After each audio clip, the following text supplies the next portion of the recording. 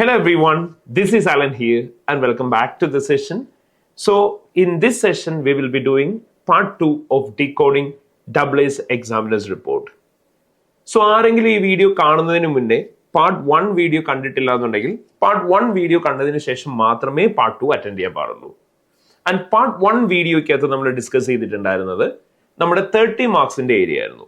അവിടെ നമ്മൾ ACCA examiners പറഞ്ഞത് പ്രകാരം എന്തൊക്കെയാണ് AA പേപ്പേഴ്സ് ചെയ്യുന്ന സമയത്ത് കൺസിഡർ ചെയ്യേണ്ടത്, ഏതൊക്കെ ഏരിയാസിലാണ് നമ്മൾ ഇംപ്രൂവ് ചെയ്യേണ്ടത്, എവിടെയൊക്കെയാണ് കറക്ഷൻസ് വേണ്ടത്, ഇങ്ങനെയുള്ള ഓരോ കാര്യങ്ങളും ഡിസ്കസ് ചെയ്തു.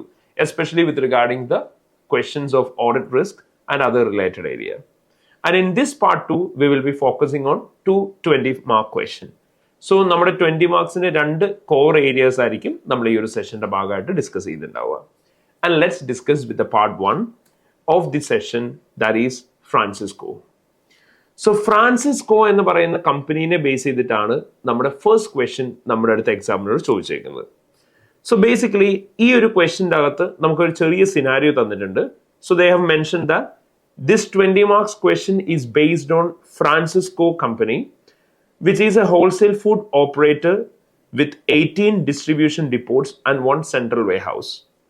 The question tests candidates' knowledge of significant deficiency in internal control, direct control, test of control, and control deficiencies and recommendation. So, നമുക്ക് ഈ ഒരു ക്വസ്റ്റ്യന്റെ ഭാഗമായിട്ട് കുറച്ച് നോളജ് പാർട്ട് ടെസ്റ്റ് ചെയ്യുന്നുണ്ട്. ആൻഡ് നോളജ് പാർട്ടിന് പുറമെ നമ്മളോട് ഇന്റേണൽ കൺട്രോൾസിനെ ബേസ് ചെയ്തും അതേപോലെ തന്നെ direct controls and test of കൺട്രോൾസിന്റെയും ആൻഡ് ഡെഫിഷ്യൻസി ആൻഡ് റെക്കമെൻഡേഷന്റെയും പോർഷൻസ് ടെസ്റ്റ് ചെയ്യുന്നുണ്ട്. സോ ഇത്രയും കാര്യങ്ങളാണ് നമുക്ക് as part of the session test ചെയ്യാൻ പോകുന്നത്. And when it comes to the theoretical area, നമ്മുടെ അടുത്ത് രണ്ട് ഡയറക്ട് ക്വസ്റ്റ്യൻസ് ആണ് ചോദിച്ചേക്കുന്നത് കമ്പൈൻഡ് ആയിട്ട് 4 മാർക്സിന്. ഫസ്റ്റ് അവർ നമ്മുടെ അടുത്ത് define significant deficiency in internal control, എന്താണ് significant deficiency in internal control എന്നുള്ളത് ചോദിച്ചിട്ടുണ്ട്. And same is that describe 3 matters the auditor should consider in determining whether a deficiency in internal control is significant.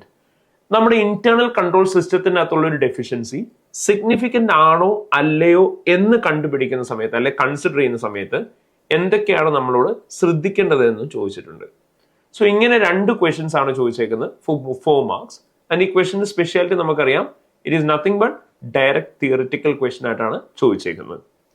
എപ്പോഴും നമ്മുടെ AA എക്സാമിന് theory topics ചോദിക്കാനായിട്ടുള്ള chance ഉണ്ട്. But അതിനൊരു വളരെ വലിയ വെയിറ്റേജ് ഉണ്ടോ എന്ന് ചോദിച്ചാൽ ഡെഫിനറ്റ്ലി ഇല്ല. അറൌണ്ട് ഒരു 4 to 6 മാർക്സിനാണ് ഇങ്ങനെയുള്ള ക്വസ്റ്റ്യൻസ് വരിക. ആൻഡ് ഇതുപോലുള്ള ക്വസ്റ്റ്യൻസ് പലപ്പോഴും റിപ്പിറ്റേറ്റീവ് നേച്ചറിൽ തന്നെയാണ് വരികയും ചെയ്യുക. സോ റിവിഷൻ കിറ്റിന്റെ അകത്തുള്ള ആൻസേഴ്സ് തന്നെ പ്രോപ്പർലി വായിച്ച് പ്രാക്ടീസ് ചെയ്താൽ തന്നെ you will be having A proper knowledge in this theoretical area. And നിങ്ങൾക്ക് അത് ഈസിലി നിങ്ങളുടെ എക്സാമിന് യൂസ് ചെയ്യാനായിട്ടും പറ്റും. സോ അങ്ങനെയുള്ള ഒരു തിയറി ടോപ്പിക്കാണ് ഇവിടെ നമ്മുടെ അടുത്ത് ചോദിച്ചേക്കുന്ന ഫ്രാൻസിസ്കോയുടെ പാർട്ടായിട്ട്. സോ അപ്പൊ നമ്മൾ ഇനി നോക്കാൻ പോകുന്നത് എന്തൊക്കെയാണ് ഇവിടെ നമ്മൾ ശ്രദ്ധിക്കേണ്ടത്. സോ നമ്മളോട് പറഞ്ഞിട്ടുണ്ട് നോളജ് റിക്വയർമെന്റ് പ്രീവിയസ് എക്സാമിന് ടെസ്റ്റ് ചെയ്തിട്ടുണ്ട്, അതാണ് എക്സാമിനർ പറയാം. സോ അതുകൊണ്ട് തന്നെ നോളജ് റിക്വയർമെന്റ്സ് ചോദിക്കുന്ന സമയത്ത് എപ്പോഴും നമ്മൾ ആലോചിച്ച് നോക്കുക ISAക്കകത്ത് നമ്മൾ എന്തായിരുന്നു പഠിച്ചത്. ഇന്റർനാഷണൽ സ്റ്റാൻഡേർഡ്സ് ആൻഡ് ഓഡിറ്റിംഗിന്റെ ഭാഗമായിട്ട് നമ്മൾ കുറേ തിയറിറ്റിക്കൽ ഏരിയാസ് നമ്മൾ പഠിച്ചിട്ടുണ്ട്. അത് ബൈഹേർട്ട് ചെയ്യേണ്ട ആവശ്യമില്ല, അത് ഓരോന്നും പ്രോപ്പർലി മീനിങ് മനസ്സിലാക്കി പഠിക്കുക എന്നുള്ളതാണ് നമ്മൾ ചെയ്യേണ്ടത്. ആ മീനിങ് നമുക്ക് എന്തൊക്കെയാണോ മനസ്സിലായത് ആ മീനിങ് തന്നെ നിങ്ങൾ ഇന്റർപ്രിറ്റ് ചെയ്ത് എഴുതിയാൽ മതി.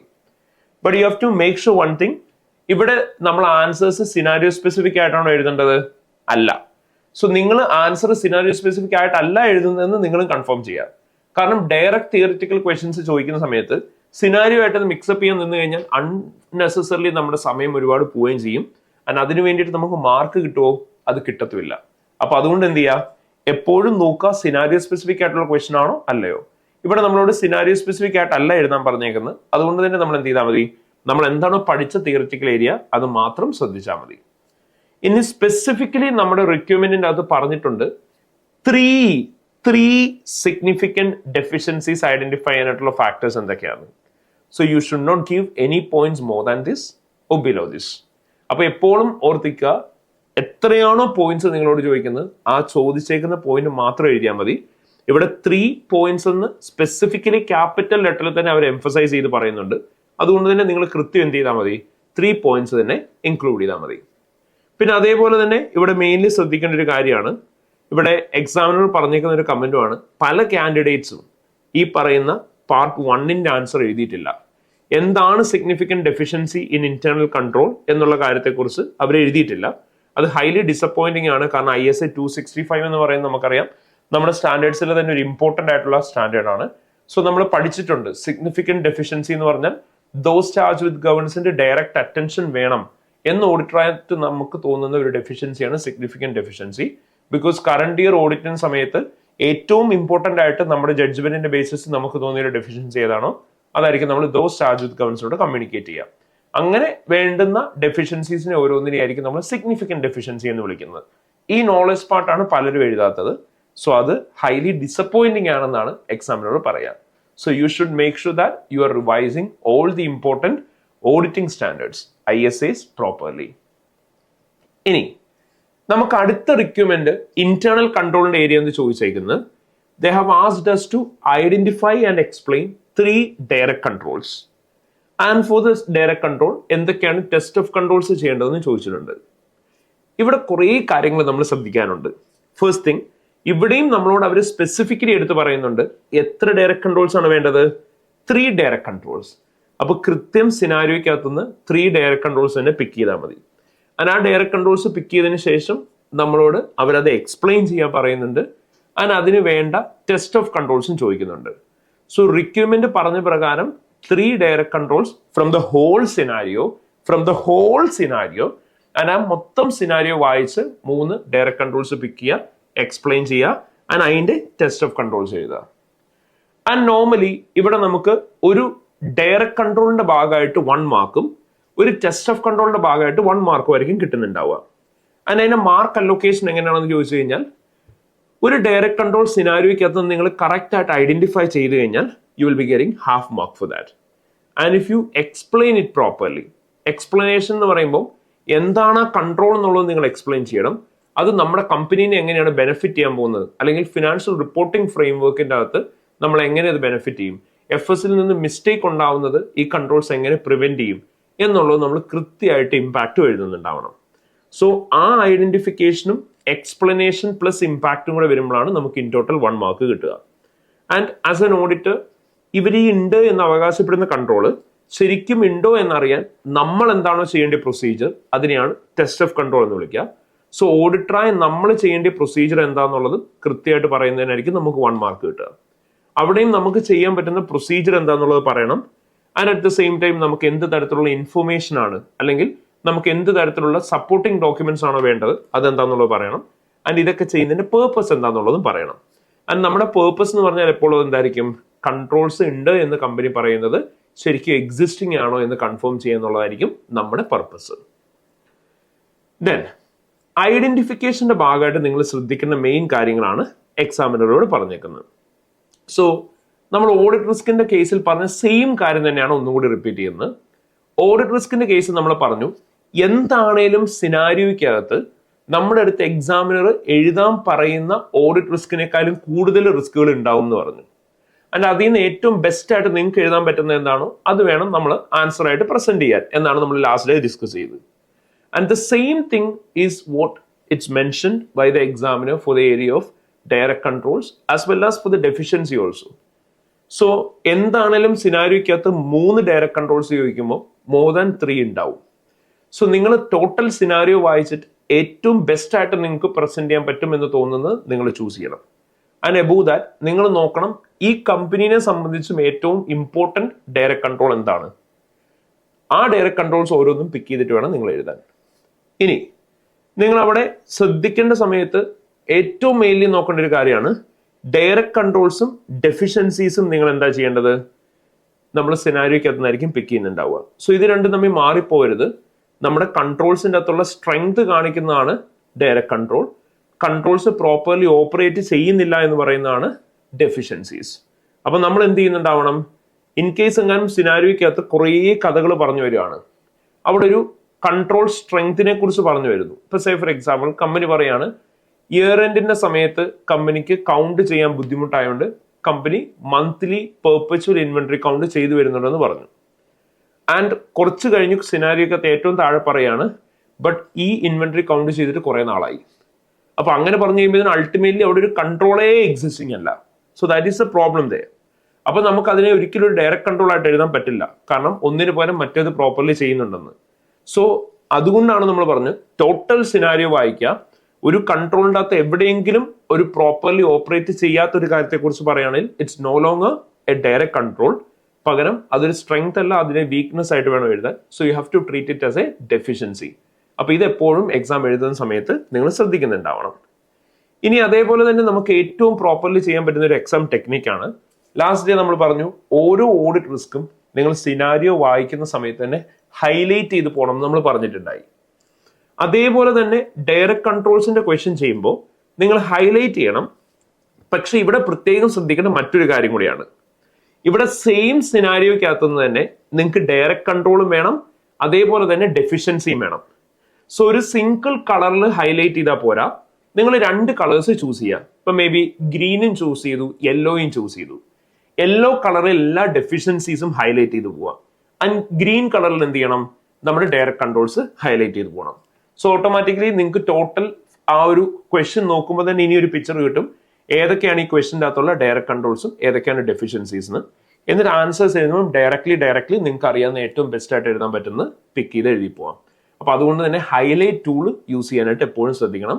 മൾട്ടിപ്പിൾ കളറിൽ തന്നെ ഹൈലൈറ്റ് ചെയ്യണം. സിംഗിൾ കളറിൽ ഫുള്ളി ഹൈലൈറ്റ് ചെയ്യരുത്, കാരണം അത് ലാസ്റ്റ് ഭയങ്കരമായിട്ടും കൺഫ്യൂസിങ് ആവും.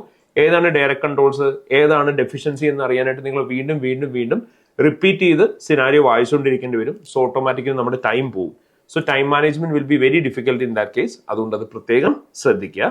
ആൻഡ് നമ്മൾ പറഞ്ഞ പോലെ തന്നെ ഈ പറയുന്ന എല്ലാ പോയിന്റ്സിൽ നിന്നും ഏറ്റവും സ്ട്രോങ്ങസ്റ്റ് ആയിട്ട് നിങ്ങൾക്ക് തോന്നുന്ന പോയിന്റ്സ് ഏതാണോ അത് മാത്രമേ എക്സാമിന് എഴുതാനും പാടുള്ളൂ. അതുകൊണ്ട് ഈ കാര്യം പ്രത്യേകം ശ്രദ്ധിക്കുക എല്ലാവരും. ഇനി നമ്മൾ പ്രോപ്പർലി ഓരോ കൺട്രോൾസും എഴുതണം എന്ന് പറഞ്ഞു.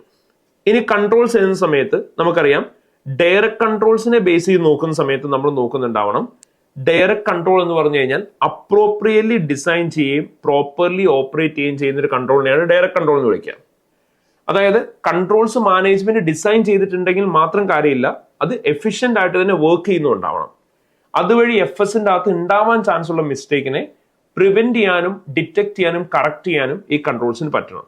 അപ്പം FSന്റെ അകത്ത് ഉണ്ടാവുന്ന മിസ്റ്റേക്കിനെ പ്രിവെന്റ് ചെയ്യാനും ഡിറ്റക്ട് ചെയ്യാനും കറക്റ്റ് ചെയ്യാനും വേണ്ടിയിട്ട് ഇഫക്റ്റീവ്ലി ഓപ്പറേറ്റ് ചെയ്യുന്ന ഒരു കൺട്രോളിനെ മാത്രമായിരിക്കും നമുക്ക് ഡയറക്റ്റ് കൺട്രോൾ ആയിട്ട് ട്രീറ്റ് ചെയ്യാനായിട്ട് പറ്റുക.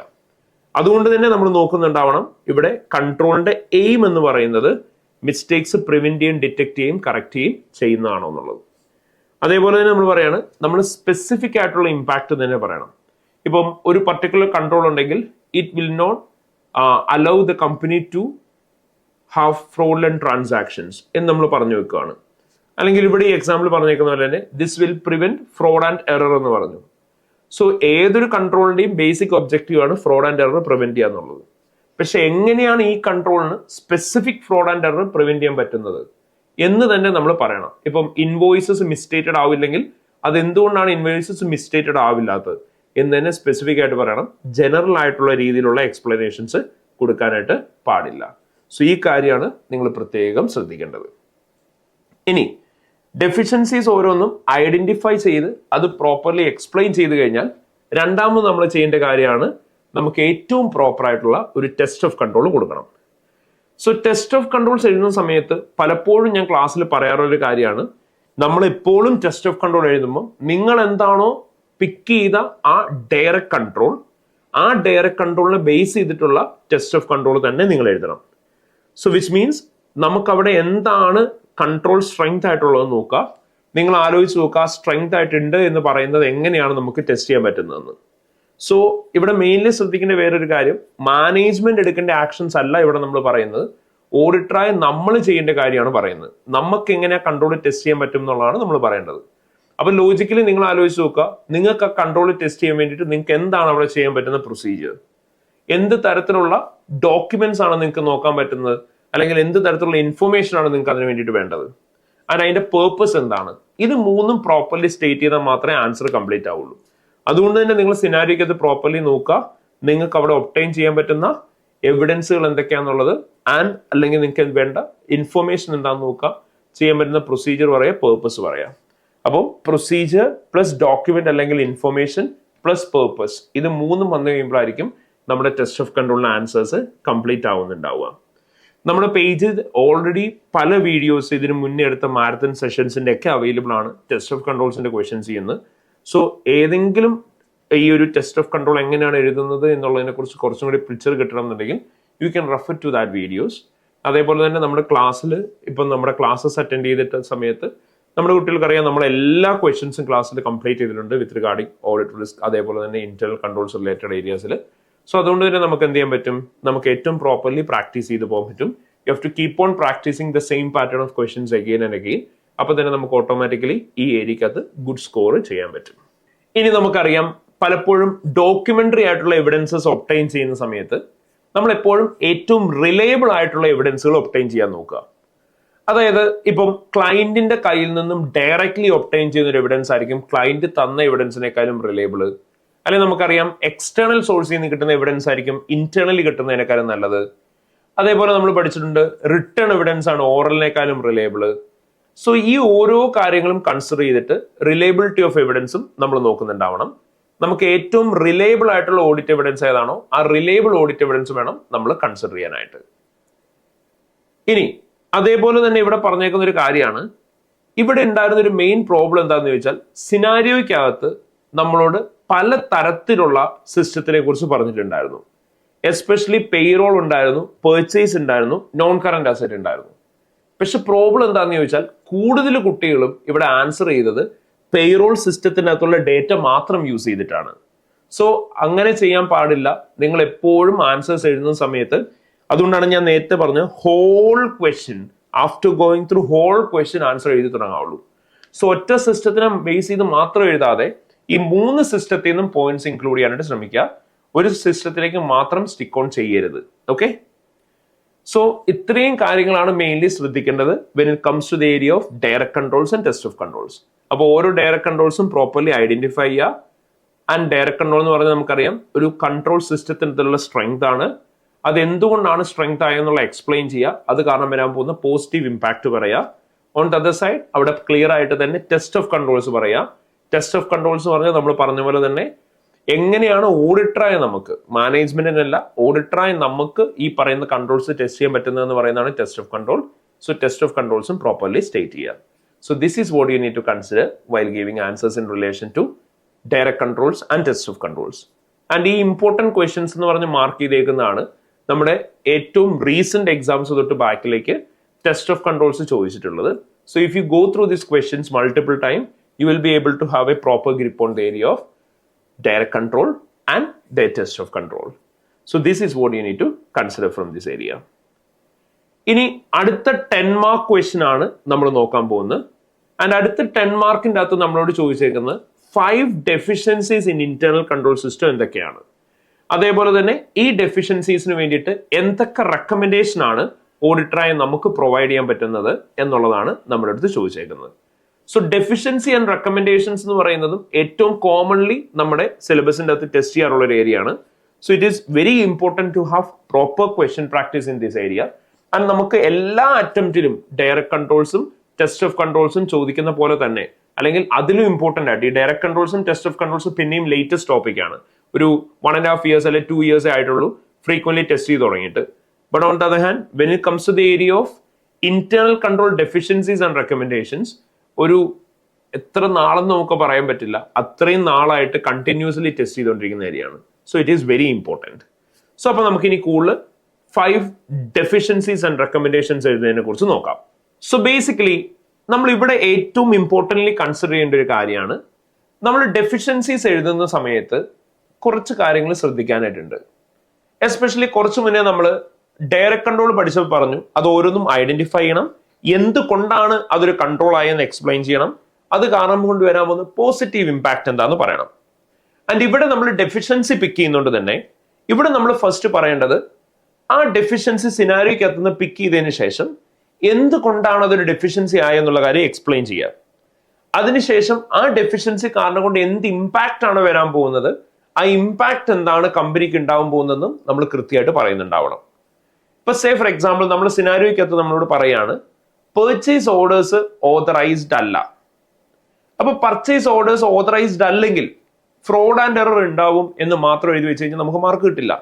പകരം നമ്മൾ ലോജിക്കലി ആലോചിച്ച് നോക്കുക, പർച്ചേസ് ഓർഡേഴ്സ് ഓതറൈസ്ഡ് അല്ലെങ്കിൽ എന്തായിരിക്കും സംഭവിക്കുക? If any of the employees need to place an order for their own personal purpose, അവർക്ക് അത് ചെയ്യാനായിട്ട് പറ്റും.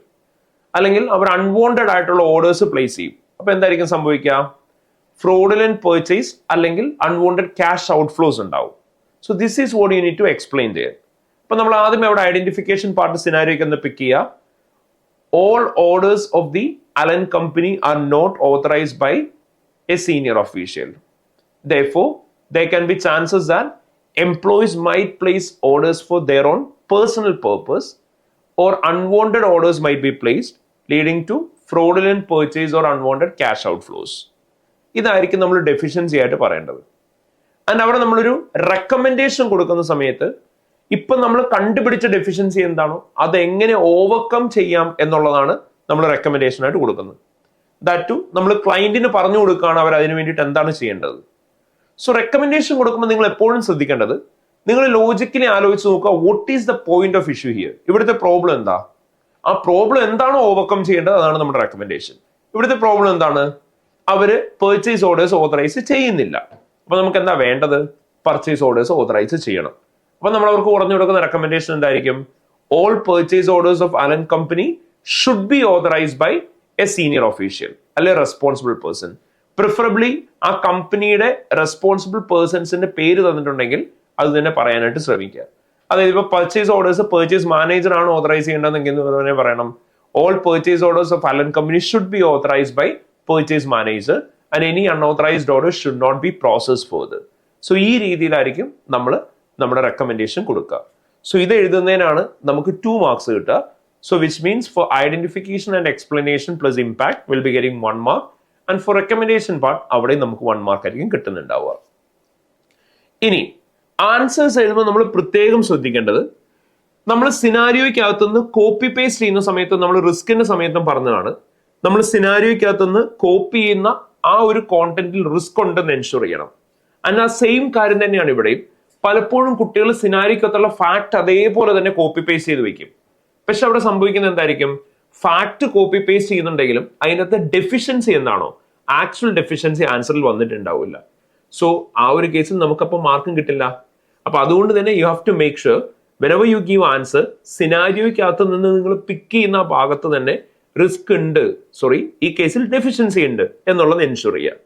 സോ അത് ചെയ്താൽ മാത്രമായിരിക്കും നമുക്ക് മാർക്ക് കിട്ടുന്നുണ്ടാവുക. അപ്പൊ അതുകൊണ്ട് സിനാരിയോയ്ക്കകത്തുനിന്ന് ഡെഫിനറ്റ്ലി നിങ്ങൾ എന്താണോ ആവശ്യമുള്ളത് ആ ഒരു ഭാഗം മാത്രം എടുത്താൽ മതി. ഇനി അതുപോലെ തന്നെ നമ്മൾ പറയാണ്, പലപ്പോഴും എക്സാമിന് പറയുന്ന ഒരു കമന്റ് ആണ്, പലപ്പോഴും കുട്ടികൾ സിനാരിയോയ്ക്കകത്തില്ലാത്ത ഇറലവന്റ് ഡെഫിഷ്യൻസീസിനെ കുറിച്ച് എഴുതുന്നു. അതായത് കുട്ടികൾ ഓവറായിട്ട് ക്വസ്റ്റ്യൻ പ്രാക്ടീസ് ചെയ്യുന്ന സമയത്ത് ഉണ്ടാകുന്ന ഒരു പ്രോബ്ലം ആണത്. ഐ ബിലീവ് നമ്മുടെ ക്ലാസ്സിലുള്ള എല്ലാ കുട്ടികളും അറ്റ്ലീസ്റ്റ് 3 ടൈംസ് വെച്ചിട്ട് ഓരോ ക്വസ്റ്റ്യൻസും പ്രാക്ടീസ് ചെയ്തിട്ടുണ്ടാവും. കാരണം നമ്മുടെ ക്ലാസ്സിൽ വെച്ചിട്ട് ഒരു വട്ടം പ്രാക്ടീസ് ചെയ്യുന്നുണ്ട് എല്ലാ ക്വസ്റ്റ്യനും. അതിനുശേഷം നിങ്ങളോട് വീട്ടിൽ നിന്ന് പ്രാക്ടീസ് ചെയ്യാൻ പറയുന്നുണ്ട്. ആൻഡ് റിവിഷന്റെ സമയത്ത് നമ്മൾ വീണ്ടും പ്രാക്ടീസ് ചെയ്യുന്നുണ്ട് സെയിം ക്വസ്റ്റ്യൻസ്. സോ ഈ ക്വസ്റ്റ്യൻസ് ഒക്കെ കൂടി പ്രാക്ടീസ് ചെയ്ത് കഴിയുമ്പോൾ നിങ്ങൾക്ക് ഓൾറെഡി കുറേ കൺട്രോൾസിനെ കുറിച്ച് അറിയാം, അതിൻ്റെ ഉള്ള ഡെഫിഷ്യൻസിനെ കുറിച്ചും അറിയാം. അപ്പൊ പിള്ളേർ എന്ത് ചെയ്യും? ഈ സെയിം ഡെഫിഷ്യൻസി ചോദിച്ചാലും ചോദിച്ചില്ലെങ്കിലും എഴുതും. അല്ലെങ്കിൽ സിനാരിയോയ്ക്കകത്ത് തന്നിട്ടുണ്ടെങ്കിലും തന്നിട്ടില്ലെങ്കിലും എഴുതും. മാർക്ക് കിട്ടുമോ? ഇല്ല. എക്സാമിനോട് നിങ്ങളോട് എന്താണോ ചോദിച്ചത് അതേക്കുറിച്ച് മാത്രം നിങ്ങൾ എഴുതിയാൽ മതി. ഇപ്പൊ സേ ഫോർ എക്സാമ്പിൾ നമ്മുടെ അടുത്ത് ക്വസ്റ്റ്യനിൽ ഓൾറെഡി പറഞ്ഞിട്ടുണ്ട്, അതായത് നമ്മുടെ ഇപ്പോൾ GRN അല്ലെങ്കിൽ GDN മൾട്ടി പാർട്ട് ആണെന്ന് പറയുന്നുണ്ട്. പക്ഷെ സിനാരിയോയ്ക്കകത്ത് മൾട്ടി പാർട്ട് എന്നുള്ള ടേം മനസ്സിലാകാത്തതുകൊണ്ട് കുട്ടികൾ എന്ത് പറയും? കറക്റ്റ് ആയിട്ടുള്ള കോപ്പീസ് പ്രിപ്പയർ ചെയ്യുന്നില്ല എന്ന് പറയും. So in that case we won't get mark. അപ്പൊ അതുകൊണ്ടാണ് നമ്മൾ പറയാ സിനാരിയോയ്ക്കകത്ത് ഒരു ഇഷ്യൂ ഡെഫിഷ്യൻസി ആണ് എന്ന് പറഞ്ഞു കഴിഞ്ഞാൽ മാത്രം നിങ്ങൾ അത് പിക്ക് ചെയ്ത് അത് എന്തുകൊണ്ടാണ് ഡെഫിഷ്യൻസി ആയത്, കമ്പനീനെ അത് എങ്ങനെ എഫക്ട് ചെയ്യും എന്നുള്ളത് പറഞ്ഞാൽ മതി. അല്ലെങ്കിൽ നിങ്ങൾ അത് പിക്ക് ചെയ്യേണ്ട ആവശ്യമില്ല. അതേപോലെ തന്നെ നമ്മൾ പറഞ്ഞു ഡെഫിഷ്യൻസി എക്സ്പ്ലെയിൻ ചെയ്യുമ്പോൾ it should always be specific explanation. അതായത് ഓവറോൾ ആയിട്ട് ഇത് ഫ്രോഡ് ആൻഡ് എററിലേക്ക് ലീഡ് ചെയ്യും എന്ന് പറഞ്ഞാൽ പോരാ. ഇപ്പൊ നമ്മൾ പറഞ്ഞ എക്സാമ്പിൾ നമ്മൾ പറഞ്ഞു അവിടെ ഫ്രോഡിലന്റ് പർച്ചേസ് ഉണ്ടാവും എന്നുള്ളതാണ് പ്രോബ്ലം. അത് കാരണം കൊണ്ട് അൺവാണ്ടഡ് ക്യാഷ് ഔട്ട്ഫ്ലോസ് ഉണ്ടാവും എന്നുള്ളതാണ് പ്രോബ്ലം. അപ്പൊ ആ സ്പെസിഫിക് ആയിട്ടുള്ള ഇമ്പാക്ട് എന്താണോ അത് തന്നെ പറയാനായിട്ട് നോക്കുക. ആൻഡ് റെക്കമെൻഡേഷൻ കൊടുക്കുന്ന സമയത്ത് നമ്മൾ പറഞ്ഞ പോലെ തന്നെ നിങ്ങൾ പ്ലെയിൻലി ശ്രദ്ധിക്കേണ്ട ഒരു കാര്യമാണ്, റെക്കമെൻഡേഷൻ എന്ന് പറയുന്നത് നിങ്ങൾ കണ്ടുപിടിച്ച ഡെഫിഷ്യൻസി എന്താണോ അത് ഓവർകം ചെയ്യാനായിട്ടുള്ള റെക്കമെൻഡേഷൻ തന്നെയാണ്. ജനറൽ ആയിട്ടുള്ള റെക്കമെൻഡേഷൻസ് ബൈഹേർട്ട് ചെയ്ത് എഴുതരുത്. എന്താണോ ഇഷ്യൂ അതിന് നേരെ ഉൾട്ട അതെങ്ങനെ ഓവർകം ചെയ്യാം എന്ന് പറയാം. അതുപോലെ തന്നെ റെക്കമെൻഡേഷൻ എന്ന് പറയുന്നത് it should be A recommendation എന്ന് വെച്ച് കഴിഞ്ഞിട്ടുണ്ടെങ്കിൽ നമ്മൾ പറയാണ് ജസ്റ്റ് ഒബ്ജക്റ്റീവ് അല്ല നമ്മൾ പറയേണ്ടത്, അതായത് ടു എൻഷുർ ഇത് നിങ്ങൾ അത് ചെയ്യണം എന്നുള്ളതല്ല, പകരം മാനേജ്മെന്റ് എടുക്കേണ്ട ആക്ഷൻ എന്താണോ ആക്ഷൻ വേണം പറയാൻ. ഇപ്പൊ നമ്മൾ പറഞ്ഞ എക്സാമ്പിൾ പോലെ തന്നെ ഇപ്പൊ നമ്മൾ പറയാണ് to ensure that the fraudulent purchases are not happening, company should maintain authorization procedure എന്നുള്ളതല്ല. നമ്മളവിടെ കൃത്യമായിട്ടൊരു സ്റ്റേറ്റ്മെന്റ് ആയിട്ട് പറഞ്ഞു കൊടുക്കുക അവരെടുക്കേണ്ട ആക്ഷൻ എന്താന്ന്. നമ്മൾ പറഞ്ഞു all purchase order should be authorized by purchase manager and any unauthorized order should not be process further. അപ്പൊ നമ്മളൊരു സ്ട്രിക്റ്റ് ആയിട്ടുള്ള ഒരു കമാൻഡ് പോലെ പറഞ്ഞു കൊടുക്കുകയാണ് നിങ്ങൾ ഇതേ ചെയ്യാൻ പാടുള്ളൂ. അങ്ങനെയായിരിക്കണം നമ്മൾ റെക്കമെൻഡേഷൻ കൊടുക്കേണ്ടത്. ഒബ്ജക്റ്റീവ് ആയിട്ടുള്ള രീതിയിലല്ല എഴുതേണ്ടത്, പകരം നമ്മളൊരു ആക്ഷൻ മാനേജ്മെന്റ് എന്താണോ എടുക്കേണ്ടത് അത് വേണം അവിടെ പറഞ്ഞു വെക്കാൻ. ഇനി നമ്മളോട് എക്സാമിനർ പറയാണ് ദേ വെയർ വെരി ഡിസപ്പോയിന്റഡ്. അവർ പറയുന്നത് എന്താ, significant number of candidates valid ആയിട്ടുള്ള ഡെഫിഷ്യൻസീസ് എക്സാമിന് എഴുതിയിട്ടുണ്ടായിരുന്നില്ല മാർച്ച് ആൻഡ് ജൂൺ എക്സാമിന് എന്നാണ് അവർ പറയുന്നത്. അതുപോലെ തന്നെ ചില കാൻഡിഡേറ്റ്സ് റെക്കമെൻഡേഷൻ ചോദിച്ചെടുത്തുകൊണ്ട് ടെസ്റ്റ് ഓഫ് കൺട്രോൾസ് എഴുതിയിട്ടുണ്ടെന്ന് പറഞ്ഞു. സോ നമുക്കറിയാം ടെസ്റ്റ് ഓഫ് കൺട്രോൾസും റെക്കമെൻഡേഷനും എൻറ്റയർലി ഡിഫറെന്റ് ആണ്. ടെസ്റ്റ് ഓഫ് കൺട്രോൾ എന്ന് പറഞ്ഞു കഴിഞ്ഞാൽ നമ്മൾ ഓൾറെഡി പറഞ്ഞു കൊടുത്ത ഒരു റെക്കമെൻഡേഷൻ നമ്മൾ ടെസ്റ്റ് ചെയ്യാറുണ്ട്, അല്ലെങ്കിൽ ഓൾറെഡി കമ്പനിയിൽ എക്സിസ്റ്റിംഗ് ആണ് എന്ന് പറയുന്ന ഒരു കൺട്രോൾ മാത്രമാണ് നമ്മൾ ടെസ്റ്റ് ചെയ്യുന്നത്. അതാണ് ടെസ്റ്റ് ഓഫ് കൺട്രോൾ. അതേ സ്ഥാനത്ത് റെക്കമെൻഡേഷൻ എന്ന് പറയുമ്പോഴോ അവിടെയുള്ള വീക്ക്നെസ് എങ്ങനെ ഓവർകം ചെയ്യാം എന്ന് പറയുന്നതാണ് റെക്കമെൻഡേഷൻ. സോ റെക്കമെൻഡേഷനും ടെസ്റ്റ് ഓഫ് കൺട്രോളും തമ്മിൽ മാറിപ്പോരുത്, ബോത്ത് ആർ എൻറ്റയർലി ഡിഫറെന്റ്. ഇനി അതേപോലെ തന്നെ നമ്മൾ ഓഡിറ്റ് റിസ്ക് ചെയ്തപ്പോഴും ഓഡിറ്റ് റിസ്കിന്റെ റെസ്പോൺസ് എഴുതി, ദെൻ ടെസ്റ്റ് ഓഫ് കൺട്രോൾ ചെയ്തപ്പോഴും നമ്മൾ പറഞ്ഞു അവിടെ ഓഡിറ്റർ എടുക്കേണ്ട ആക്ഷനെ കുറിച്ചാണ് പറയുന്നത്. അതേ സ്ഥാനത്ത് റെക്കമെൻഡേഷനിലേക്ക് വന്നു കഴിയുമ്പോഴോ അവിടെ ഓഡിറ്റർ എടുക്കേണ്ട ആക്ഷൻ അല്ല, മാനേജ്മെന്റ് എടുക്കേണ്ട ആക്ഷൻ ആണ്. സോ മാനേജ്മെന്റ് എന്താണ് ചെയ്യേണ്ടതെന്നാണ് റെക്കമെൻഡേഷൻ അത് പറയുന്നത്. അതേ സ്ഥാനത്ത് ഡയറക്ട് കൺട്രോൾസിന്റെ ടെസ്റ്റ് ഓഫ് കൺട്രോൾസ് എഴുതുമ്പോഴോ അല്ലെങ്കിൽ ഓഡിറ്റ് റിസ്കിന്റെ റെസ്പോൺസ് എഴുതുമ്പോഴോ അവിടെ നമ്മൾ പറയുന്ന ആരുടെ ആക്ഷൻ ആയിരിക്കും, ഓഡിറ്ററിന്റെ ആക്ഷൻ ആയിരിക്കും. സോ ഇതും മാറിപ്പോരുത്, അതും പ്രത്യേകം ശ്രദ്ധിക്കണം ഫോളോ ചെയ്യുന്നുണ്ടെന്ന്. സോ ഇതാണ് നമ്മുടെ ഡെഫിഷ്യൻസീസ് ആൻഡ് റെക്കമെൻഡേഷൻ കൊടുക്കുന്ന ഏരിയയിലെ ഇമ്പോർട്ടന്റ് ആയിട്ടുള്ള questions. So basically important questions പറയുമ്പോൾ നമ്മൾ ഏറ്റവും ലേറ്റസ്റ്റ് ആയിട്ടുള്ള എല്ലാ ക്വസ്റ്റ്യൻസിന്റെയും നെയിം തന്നെയാണ് ഇൻക്ലൂഡ് ചെയ്തേക്കുന്നത്. സോ പ്രിഫറബിളി നിങ്ങൾ ഇങ്ങനെ എടുക്കണം എന്ന് യാതൊരു നിർബന്ധമില്ല. നമ്മുടെ പാസ്റ്റ് ക്വസ്റ്റ്യൻസ് നോക്കിക്കഴിഞ്ഞാൽ എല്ലാ ക്വസ്റ്റ്യൻസിനും ഡെഫിഷ്യൻസി റെക്കമെൻഡേഷൻ ഉണ്ടാവും. ഏർലിയർ നമ്മളോട് എക്സാം ചോദിച്ചുകൊണ്ടിരുന്ന പാറ്റേൺ ഡെഫിഷ്യൻസി റെക്കമെൻഡേഷനും അതിന്റെ ടെസ്റ്റ് ഓഫ് കൺട്രോളും ആയിരുന്നു. ബട്ട് ഇപ്പൊ ലേറ്റസ്റ്റ് എക്സാമിൽ ഡയറക്ട് കൺട്രോളും അതിന്റെ ടെസ്റ്റ് ഓഫ് കൺട്രോളും ഡെഫിഷ്യൻസി അതിന്റെ റെക്കമെൻഡേഷനും ആണ് ചോദിക്കല്. അപ്പൊ അതുകൊണ്ട് തന്നെ നിങ്ങൾ ഏത് ക്വസ്റ്റ്യൻ പ്രാക്ടീസ് ചെയ്ത് കഴിഞ്ഞാലും you will get to have a proper knowledge in this area. അപ്പൊ അതുകൊണ്ട് തന്നെ എന്ത് ചെയ്യുക, ഏറ്റവും പ്രോപ്പർലി ഈ ഏരിയയിൽ നിന്നും questions maximum as possible practice ചെയ്ത് നോക്കുക. നമുക്ക് ഇവിടെ കിട്ടാൻ പോകുന്ന ഏറ്റവും വലിയ ബെനിഫിറ്റ് ആയിരിക്കും, ഒരുപാട് റിപ്പിറ്റേറ്റീവ് പോയിന്റ്സ് എക്സാമിന് വരാൻ ചാൻസ് ഉണ്ട്. നോർമലി ഇപ്പോഴുള്ള ക്വസ്റ്റ്യൻ പാറ്റേൺ നോക്കിക്കഴിഞ്ഞാൽ ഒരു 50% അടുത്തൊക്കെ പോയിന്റ്സ് നമുക്ക് റിപ്പീറ്റ് ആയിട്ട് തന്നെ വരും. അപ്പൊ അതുകൊണ്ട് തന്നെ നിങ്ങൾ പ്രോപ്പർലി പാസ് ക്വസ്റ്റ്യൻസ് ചെയ്താൽ തന്നെ എക്സാമിന് നല്ല രീതിയിൽ പെർഫോം ചെയ്യാൻ പറ്റും. ആൻഡ് ഏറ്റവും പ്രോപ്പർലി ക്വസ്റ്റ്യൻസ് നേരത്തെ തന്നെ ചെയ്തു വെച്ച് കഴിഞ്ഞാൽ നിങ്ങൾക്ക് ടൈം മാനേജ്മെന്റും ഈസി ആവും. അതുകൊണ്ട് തന്നെ ഏറ്റവും നല്ലപോലെ ഈ ഏരിയയിൽ നിന്ന് ക്വസ്റ്റ്യൻസ് പ്രാക്ടീസ് ചെയ്യാനായിട്ട് നോക്കുക. ഇനി will move on to the last question, another 20 marks question which is from the area of substantive procedures mainly. So ഇവിടെ 20 മാർക്സിന് നമ്മുടെ അടുത്ത് ചോദിച്ചേക്കുന്നത് ബെനി ആൻഡ് കോ എന്ന് പറയുന്ന ഒരു ക്ലയന്റിനെ കുറിച്ചിട്ടാണ്. ആൻഡ് അവിടെ നമ്മളോട് പറയുന്നുണ്ട് ആ ക്ലയന്റിന്റെ ഓഡിറ്റ് കണ്ടക്ട് ചെയ്യാൻ പോകുന്നേ ഉള്ളൂ. സോ അപ്പൊ നമ്മൾ ഇനി നോക്കാൻ പോകുന്നത് it's another question from the 20 marks area and which is specifically based on the key areas of substantive procedures and reporting. So basically substantive പ്രൊസീജിയേഴ്സിന്റെ ക്വസ്റ്റ്യനിലേക്ക് വന്നു കഴിയുമ്പോൾ ഈ ക്വസ്റ്റ്യന്റെ ഏരിയയിലേക്ക് നമുക്ക് പോകുന്നതിന് മുന്നേ തന്നെ ഇമ്പോർട്ടൻ്റ്ലി പറയാനായിട്ടുള്ള ഒരു കാര്യമാണ്. നമ്മൾ പാർട്ട് 1 വീഡിയോയിലും ഡിസ്കസ് ചെയ്തിരുന്നു. സബ്സ്റ്റാൻറ്റീവ് പ്രൊസീജിയേഴ്സ് എഴുതുമ്പോൾ ഏറ്റവും ഇമ്പോർട്ടൻ്റ്ലി നമ്മൾ കൺസിഡർ ചെയ്യേണ്ട കാര്യമാണ് നമ്മളോട് ഏത് കാറ്റഗറി ഓഫ് സബ്സ്റ്റാൻറ്റീവ് ആണ് ചോദിച്ചേക്കുന്നത് എന്നുള്ളത് ആദ്യമേ മനസ്സിലാക്കണം. നമുക്ക് ചിലപ്പോൾ ഡയറക്റ്റ് സബ്സ്റ്റാൻറ്റീവ് ആവാം which is not at all based on scenario, and most majority of കേസിലും സിനാരിയോ ബേസ്ഡ് സബ്സ്റ്റാൻറ്റീവ് ആവാം, അല്ലെങ്കിൽ അസേർഷൻ സ്പെസിഫിക് ആവാം. ഇനി അസേർഷൻ നമ്മളോട് റിക്വയർമെന്റ് പറഞ്ഞിട്ടുണ്ടാവില്ല, വിത്തിൻ സിനാരിയോ ആയിരിക്കും അസേർഷൻ പറയാ. We can call it a scenario plus assertion based.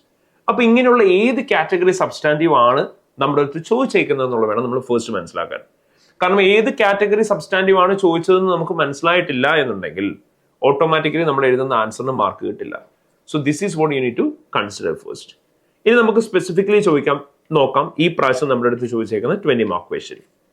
So Benny and co എന്ന് പറയുന്ന ഓഡിറ്റ് ഫേമിനെ ബേസ് ചെയ്തിട്ടാണ് ക്വസ്റ്റ്യൻ ചോദിച്ചേക്കുന്നത്. നമ്മൾ കുക്കിഡ് കോ എന്ന് പറയുന്ന കമ്പനിയുടെ ഓഡിറ്റ് ആണ് ചെയ്യാൻ പോകുന്നത്.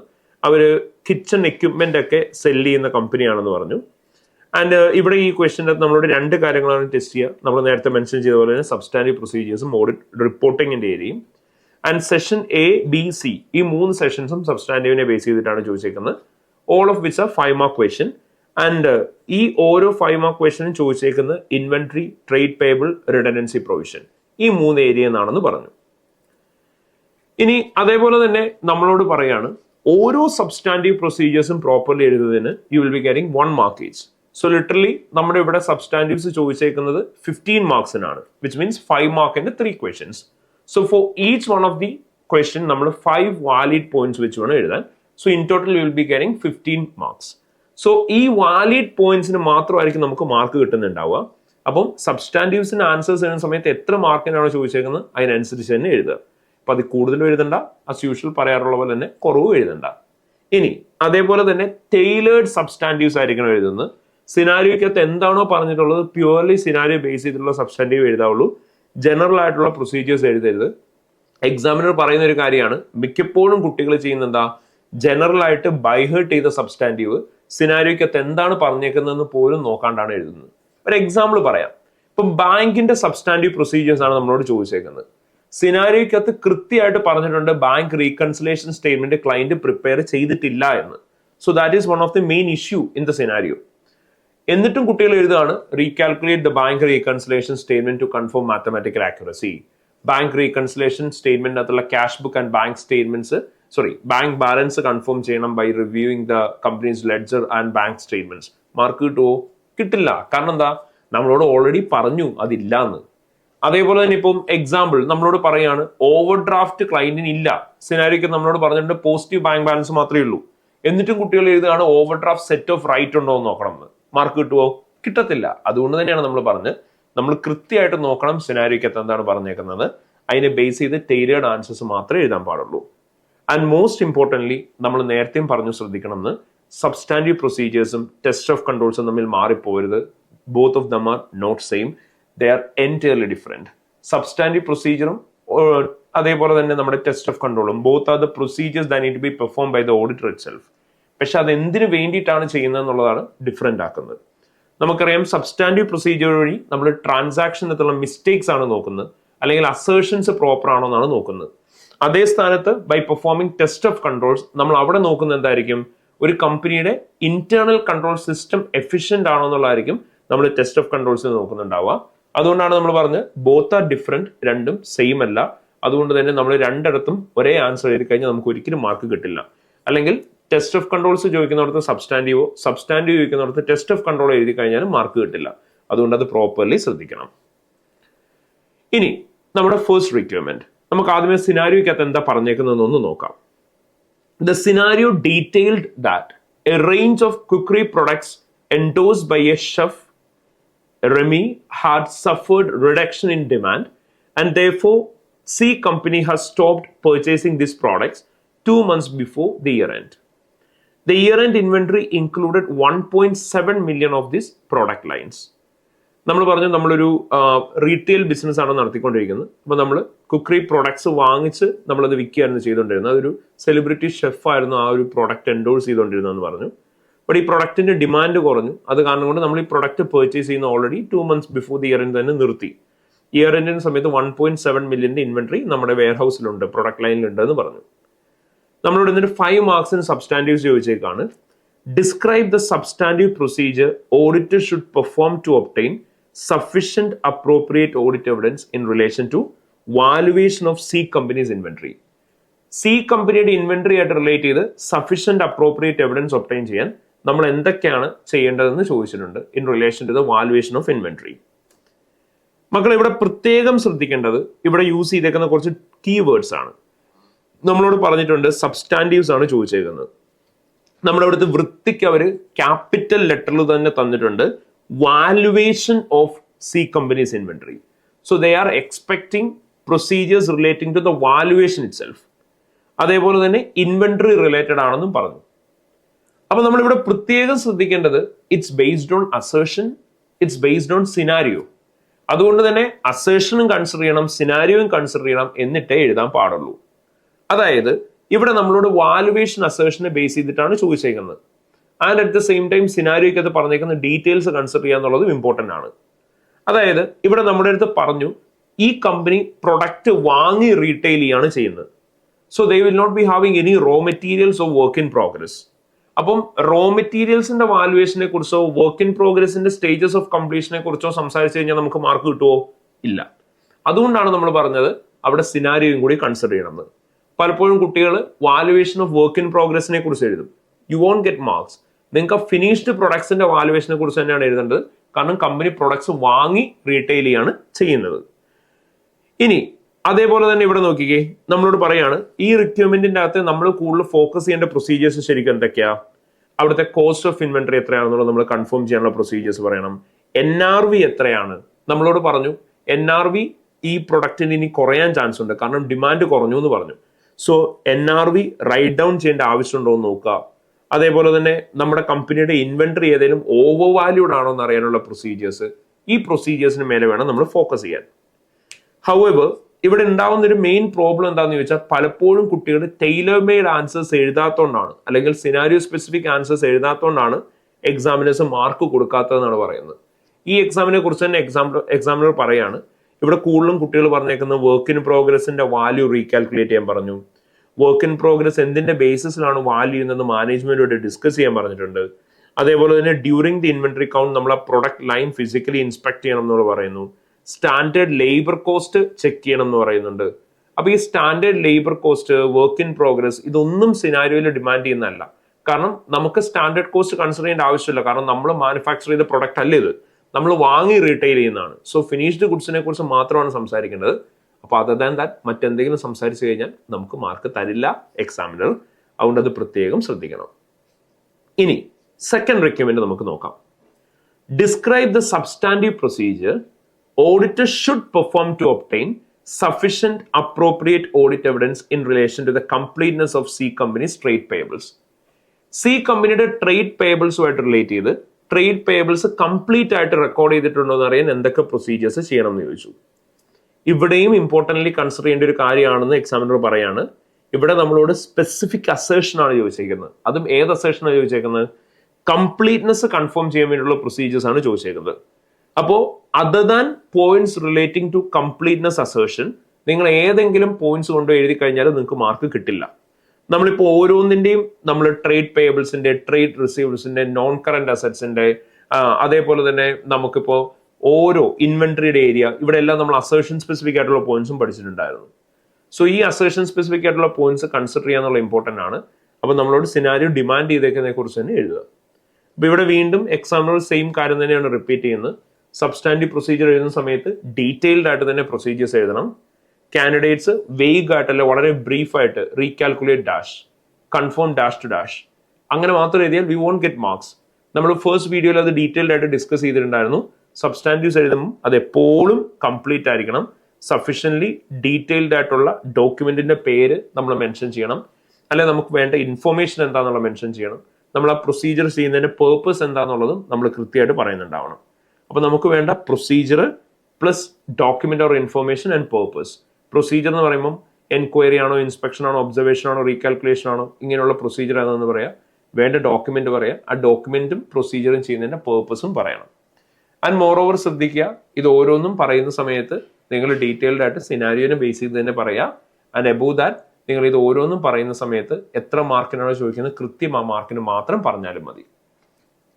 ഇനി requirement number C, again for 5 marks, they are asking us substantive procedures in relation to the redundancy provision. അപ്പൊ ഈ റിഡൻഡൻസി പ്രൊവിഷനെ ബേസ് ചെയ്തിട്ടുള്ള സബ്സ്റ്റാൻറ്റീവ് പ്രൊസീജിയേഴ്സ് എഴുതാൻ പറഞ്ഞു കഴിഞ്ഞാൽ നിങ്ങൾ ആദ്യം എവിടെ ആലോചിച്ച് നോക്കേണ്ടത്, as per IAS 37 provision contingent liabilities and contingent asset പ്രകാരം ഈ റിഡൻഡൻസി പ്രൊവിഷന്റെ അക്കൗണ്ടിങ് ട്രീറ്റ്മെന്റ് എന്താണെന്നുള്ളത് ആലോചിച്ച് നോക്കാം. ആൻഡ് ആ അക്കൗണ്ടിങ് ട്രീറ്റ്മെന്റ് പ്രോപ്പർലി ചെയ്തിട്ടുണ്ടോ എന്ന് അറിയാൻ വേണ്ടിയിട്ടുള്ള പ്രൊസീജിയേഴ്സ് നിങ്ങൾ പെർഫോം ചെയ്യുക. അപ്പൊ അവിടെ കോമൺ ആയിട്ട് നമുക്ക് കുറെ പ്രൊസീജിയേഴ്സ് ചെയ്യാൻ പറ്റും എന്ന് പറഞ്ഞു. അതാണ് ആ ലിസ്റ്റ് ഡൗൺ ചെയ്തേക്കുന്നത്. നമുക്ക് റിഡൻഡൻസി പ്രൊവിഷൻ റീകാൽക്കുലേറ്റ് ചെയ്തിട്ട് അത് പേറോൾ റെക്കോർഡ്സുമായിട്ട് എഗ്രി ചെയ്യാം. അല്ലെങ്കിൽ കമ്പനിയുടെ എംപ്ലോയിയും തമ്മിലുള്ള കറസ്പോണ്ടൻസ് നോക്കാം, റിഡൻഡൻസി അനൗൺസ് ചെയ്തിട്ടുണ്ടോ എന്ന് അറിയാൻ. കാരണം നമുക്കറിയാം അത് പ്രസന്റ് ഒബ്ലിഗേഷനായി മാറണം. ബോർഡ് മിനിറ്റ്സ് റിവ്യൂ ചെയ്യാം, പ്രോബബിൾ ആണോ എന്ന് അറിയാൻ. ബിക്കോസ് നമുക്കറിയാം റിഡൻഡൻസി പ്രൊവിഷൻ ക്രിയേറ്റ് ചെയ്യേണ്ടത് പ്രോബബിൾ ക്യാഷ് ഔട്ട് ഫ്ലോ ഉണ്ടാവുമ്പോഴാണ്. റിട്ടേൺ റെപ്രസെന്റേഷൻ വാങ്ങിക്കാം, പ്രൊവിഷൻ കംപ്ലീറ്റ് ആണെന്ന് അറിയാൻ. ഡിസ്ക്ലോഷേഴ്സ് കൊടുത്തിട്ടുണ്ടോ നോക്കാം. So these are the common points which you can use. But നമ്മളോട് പറയാണ്, നിങ്ങൾ എപ്പോഴും ശ്രദ്ധിക്കേണ്ട ഒരു കാര്യം, വൺ ഓഫ് നേച്ചറിലുള്ള ഒരു പ്രൊവിഷൻ ആണിത് റിഡൻഡൻസി എന്ന് പറയുന്നത്. എന്ന് വെച്ചാൽ ഈ വർഷം റിഡൻഡൻസി പ്രൊവിഷൻ ഉണ്ട്, അപ്പൊ അത് പ്രീവിയസ് ഇയറിൽ ഉണ്ടാവുമോ? ഇല്ല.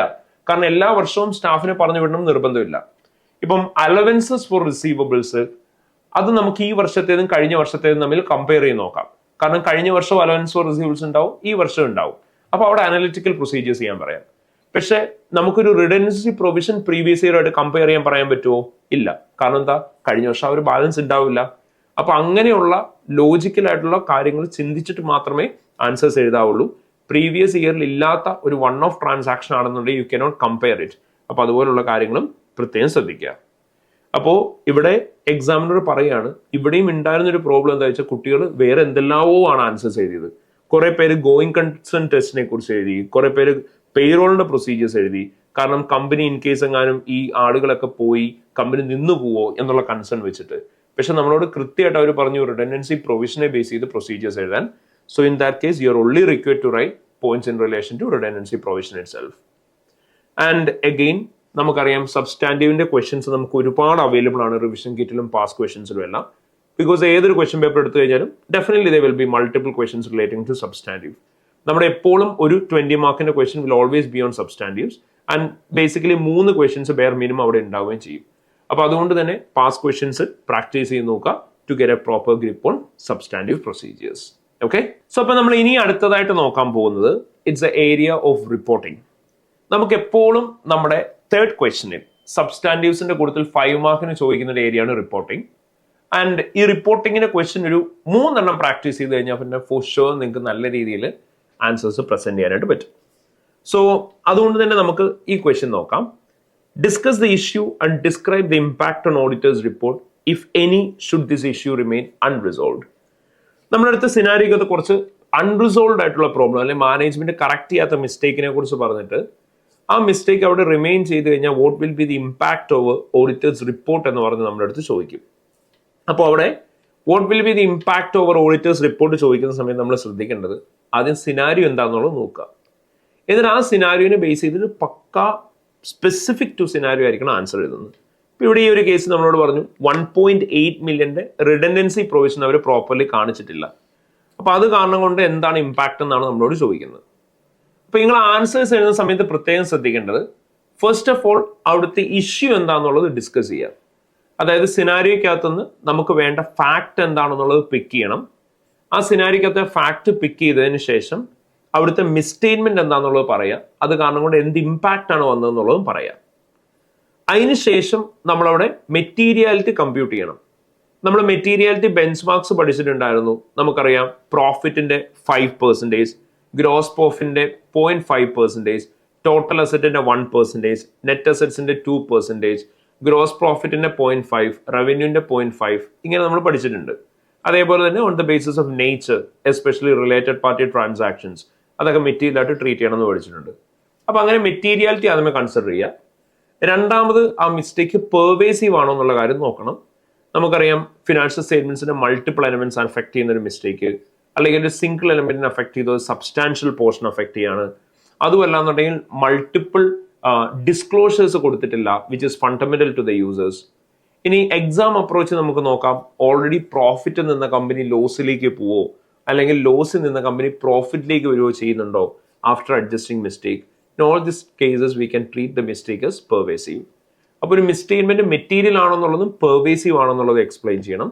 അതിന്റെ ബേസിസിൽ ഏത് ഒപ്പീനിയൻ ആണ് കൊടുക്കേണ്ടതെന്നുള്ളത് പറയാം. Finally impact over auditors report എന്ന് പറയുമ്പോഴത്തേനും ബേസിസ് ഓഫ് ഒപ്പീനിയൻ ഏതാണെന്ന് കൊടുക്കേണ്ടതെന്നുള്ള കാര്യം കൂടി നമ്മൾ എക്സ്പ്ലെയിൻ ചെയ്യണം. അപ്പൊ ഇത്രയും കാര്യങ്ങൾ വരുമ്പോഴായിരിക്കും നമുക്ക് ടോട്ടൽ 5 മാർക്ക് കിട്ടുന്നുണ്ടാവുക ഓൺ റിപ്പോർട്ടിംഗ് ക്വസ്റ്റ്യൻസ്. അപ്പോൾ നമ്മളൊരു ഫോമാറ്റ് അത് പറഞ്ഞു കഴിഞ്ഞാൽ നമുക്ക് ആദ്യമേ സിനാരിയോക്ക് അതിന് ഐഡന്റിഫൈ ചെയ്ത ഫാക്ട് പറയാം. അതിനുശേഷം അവിടെ റിക്വയർഡ് ട്രീറ്റ്മെന്റ് വേണമെങ്കിൽ മെൻഷൻ ചെയ്യാം. വാട്ട് വെൻ റോങ് പറയാം, ഇമ്പാക്ട് പറയാം, ദെൻ മെറ്റീരിയൽ ആണെന്ന് പറയാം, പെർവേസീവ് ആണെന്ന് പറയാം, ഒപ്പീനിയൻ ഏതാണെന്നുള്ളത് പറയാം, ബേസിസ് ഓഫ് ഒപ്പീനിയൻ ഏതാണെന്നുള്ളത് പറയണം. ഇത്രയും കാര്യങ്ങൾ എഴുതിയതിനു ശേഷം മാത്രമായിരിക്കും നമ്മുടെ ആൻസർ കംപ്ലീറ്റ് ആവുക. ആൻഡ് എക്സാമിനേഴ്സ് കമന്റ് പ്രകാരം എക്സാമിനർ പറയുന്ന ഒരു പ്രശ്നമാണ്, സ്റ്റുഡൻസ് ഇഷ്യൂ എന്താണ് എന്നുള്ളത് ഡിസ്കസ് ചെയ്തിട്ടുണ്ടാവില്ല. പകരം സിനാരിയോക്കത്തുള്ള ഫാക്ട് മാത്രം ഡയറക്ട്ലി കോപ്പി പേസ്റ്റ് ചെയ്ത് വെക്കും. സോ ഫാക്ട് മാത്രം കോപ്പി പേസ്റ്റ് ചെയ്ത് വെച്ചാൽ അതിൻ്റെ അകത്ത് കാര്യമില്ല.